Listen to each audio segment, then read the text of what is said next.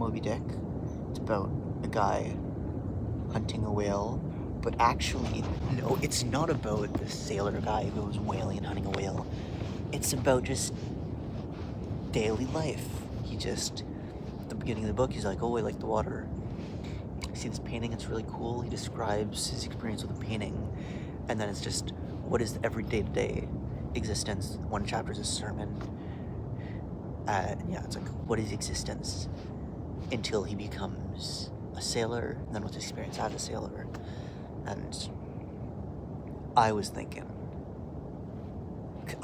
based on what my brother explained it. He said, it's basically, the book is like a bunch of different adventures, blah, blah, blah. It's not really about one thing, it's about the adventures that he goes on.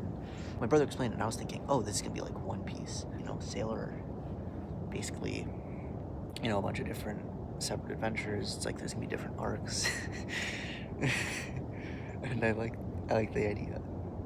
Yeah, Moby Dick, it's not read to be read. It's not, oh, I read Moby Dick, I feel it's more of you reading it.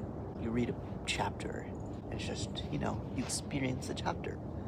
And that's enough. You read a chapter, you can put it down. You can never touch it again. You have that chapter with you.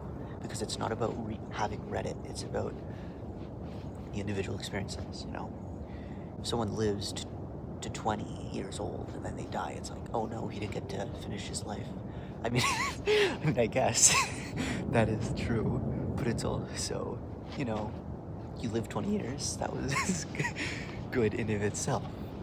It's not as if you failed and there was no purpose in those 20 years. There was as much purpose in those 20 years as the next 20. I mean, kind of, in a sense of, being.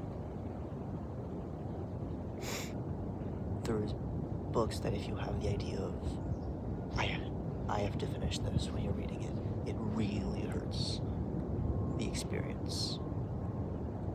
I think the best example, though, from what I've heard, is Moby Dick. I haven't had Moby Dick in school, but I have heard people, they like that to read at school. It's really boring. It's blah, blah, blah. It's just, nothing ever happens. But it's, it's because that's not the point. You're supposed to just read it, and that's what's happening. Something is always happening, it's just the overall plot is kind of not the point. And then they read it in school, they're like, to read this 400-page book, oh, so boring. And yeah, if I had to read that at school, if I had to read that as my first experience with the book, I would have hated it. I mean, I don't know if I hated it. I don't know if I'd hated it, but this is my favorite book. And if I was forced to read it at school, I would not enjoy the experience of reading it. And I say it's my favorite book. I haven't finished reading it, but as I said, not the point. Sometimes people make fun of me for that. You're either like, you say Moby Dick is your favorite book, you haven't even finished Moby Dick, and it's like,